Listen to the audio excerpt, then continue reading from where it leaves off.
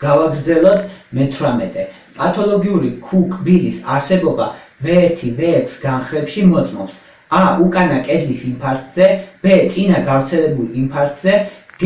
წინა და უკანა კედლების გავრცელებულ ინფარქტზე, D. სეპტალურ ინფარქტზე, E. წინა მწვერვალის ინფარქტზე. სწორი პასუხია B. წინა კედლის გავრცელებულ ინფარქტზე და მარტივად რომ ვთქვათ ამ კითხვაზე რატომაა სწორი პასუხი, არის ის რომ პირველ რიგში გავიხსენოთ ქუგ-კბილი რა არის. ქუ პათოლოგიური კბილია, რომლის არსებობაც მიუთითებს გადატანილ ინფარქტზე და ის არ ჩნდება ინფარქტის განვითარებიდან მაშინვე, არამედ მის განვითარებას ცოტა დრო ჭირდება, რამდენიმე საათი ან რამდენიმე დღე და პათოლოგიური ქუგ-კბილი მიიჩნევა მიოკარდიუმის ინფარქტის ერთ-ერთ ელექტროკარდიოგრაფიულ ნიშნად. ანუ ქუგ-კბილი ვიცით რომ ინფარქტს მიუთითებს ყველა შემთხვევაში, ხოლო მეორეს მხრივ აუცილებლად უნდა გავიხსენოთ გულმკერდის განხრები. ზოგადად ელექტროკარდიოგრამაში გვაქვს 12 განხრა, აქედან 6 არის კიდურების და 6 არის გულმკერდის და სწორედ ამ გულმკერდის განხრებზეა საუბარი. გულმკერდის განხრები უხეშად რომ ვთქვათ, ანუ ისე რომ დავიმახსოვროთ, პირდაპირ და ვიცოდეთ, V1, V6 მთლიანად გულს უყურებს წინიდან და მარცხენა გვერდიდან. ანუ V6, V1 გულს უყურებენ, მათ შორის რა თქმა უნდა V2, V3, V4, V5 წინიდან და გვერდიდან, მარცხენა გვერდიდან. ამიტომ როგორც კი ჩვენ გვესმის V1, V6 განხრებში გვაქვს პათოლოგიური ქუგ-კბილი, მაშინვე ვფიქრობ წინა კედლის გავრცელებულ ინფარქტზე. ვინაიდან გავრცელებულის ლოგიკურია, ვინაიდან ამდენ განხრაში პირდაპირ ვხედავთ პათოლოგიურ ქუგ-კბილს, V1, V6 განხრაში ყველაში, ესე იგი ის გავრცელებულია და მისი გავრცელების ხარისხი მიოკარდიუმის ინფარქტის არის დიდი. და თვითონ ქუგ-კბილს რა იწვევს, ესეც გავიხსენოთ, ქუგ-კბილს იწვევს ელექტრულად არააქტიური მიოკარდიუმის არსებობა და ის უკვე მიოკარდიუმი აღარც არის ფიბროზული ქსოვილი, რომელიც ჩაანაცვლებს ხოლმე მკვდარ და არამოფუნქციონირ მიოკარდიუმს, ამიტომ ეს პათოლოგიური ქუგ-კბილი ზუსტად ამ დროს გამოიხატება. და როგორ მივხვდეთ, რომ ქუგ-კბილი არის პათოლოგიური ზოგადად ელექტროკარდიოგრამაზე, რამდენიმე კრიტერიუმი არსებობს, რომლითაც შეგვიძლია მივხვდეთ ქუგ-კბილის პათოლოგიურია თუ ნორმალურია ქუგ-კბილი. ერთი ნიშანი არის ქუგ-კბილის სიღრმე, ანუ ქუ ვიცით რომ უარყოფითი კბილია, ქუგ-კბილის სიღრმე არ უნდა აღემატებოდეს R-კბილის სიმაღლის 25%-ს. ანუ თუ ქუგ-კბილის სიღრმე R-კბილის სიმაღლის 25% ან მეტია, ესე იგი გვაქვს პათოლოგიური ქუგ-კბილი. მეორე, თუ ქუგ-კბილის ხანგრძლივობა 40-ია, ანუ 0.04 წამი.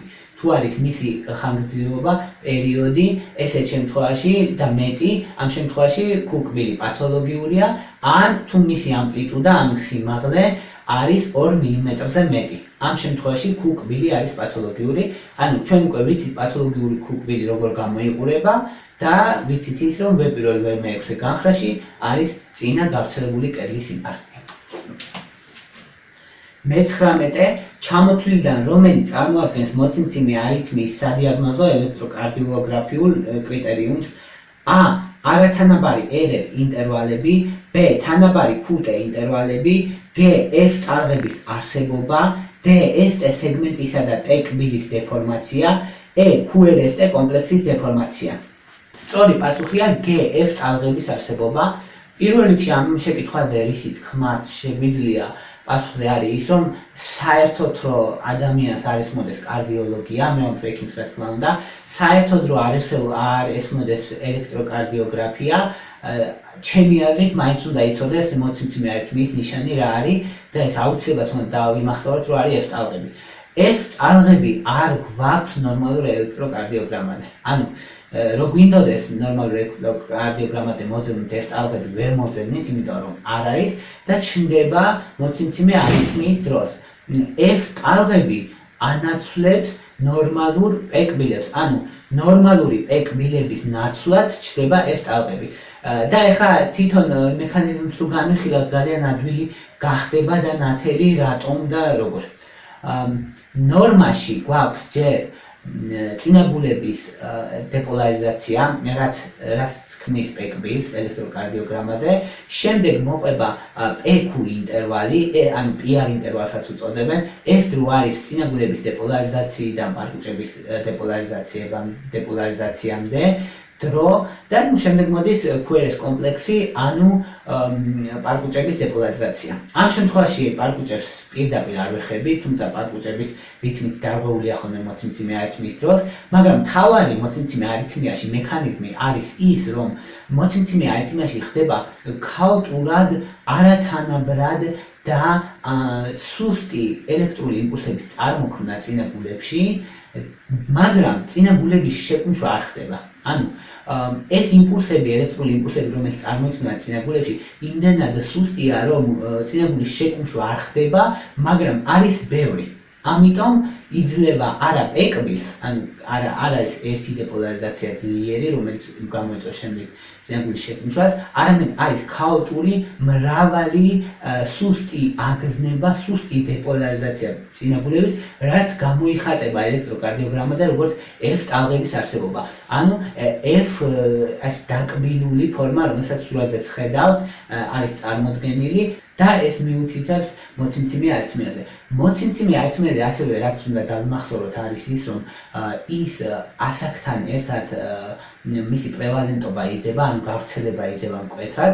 60 წელს ზევით უკვე საკმაოდ ბევრ ადამიანს აქვს და თითქმის პოპულაციის 10%-ია გამოხატული, ხოლო ცხოვრებისეული რისკი 40 წლის ასაკისთვის ადამიანს აქვს 25%-იანი იმისი, რომ განვითარდება მოციმციმე არითმია. ანუ საკმაოდ გავრცელებული დაავადებაა და რაც მთავარია, მისი ცუდი მხარე, რომელიც სიცოცხლისთვის საშიშია ხოლმე, არის ის, რომ იმ უბანში, სადაც ანუ წინაგულებში არ ხდება შეკუმშვა, ადვილად ვითარდება თრომბი. და შემდეგ თრომბოემბოლია შეიძლება მოხდეს უკვე დიდ წრეში, პერიფერიაზე ან თავის ტვინში და გამოიწვევს ინსულტი. ანუ მოციმციმე არითმია საკმაოდ მნიშვნელოვანი პათოლოგიაა, საკმაოდ გავრცელებული და აუცილებელია ვიცოდეთ მის შესახებ, აუცილებელია მისი დიაგნოსტირება მოახდინოთ EKG-ზე საკმაოდ ადვილად შეგვიძლია ვიცნოთ და რაც შეეხება მკურნალობას, ანტიკოაგულანტების მკურნალობენ რისკ ჯგუფებში, ვინაიდან თრომბის გაჩენის საშიშროება არის. მოკლედ, F ტალღების არსებობა ელექტროკარდიოგრამაზე მიუთითებს მოციმციმე არითმიას. მეოცე, ჰიპერტენზიულ ავადმყოფებში სიკვდილიანობის უხშირეს მიზეზად ითვლება ყველა ქვემოთ ჩამოთვლილი გარდა A. ნაწლავის ინფარქტი ფიბრინოიდული ნეკროზის გამო, B. თავის ტვინის ინსულტი, G. თირკმელების უკმარისობა, D. მიოკარდიუმის ინფარქტი. პირველ რიგში უნდა ვიცოდეთ ჰიპერტენზიაზე აუცილებლად ის, რომ ჰიპერტენზიას აქვს გართულებები, რომელიც სიცოცხლისთვის საშიშია. აქვს გართულებები, რომელიც საშიშია ზუსტად იმავადყოფის ვინც ჰიპერტენზიით მოდის და თქვენ შეგიძლიათ უთხრათ, რომ ანუ ჰიპერტენზიას თუ არ მივხედავთ, აი მე განვითარდება ეს და ეს.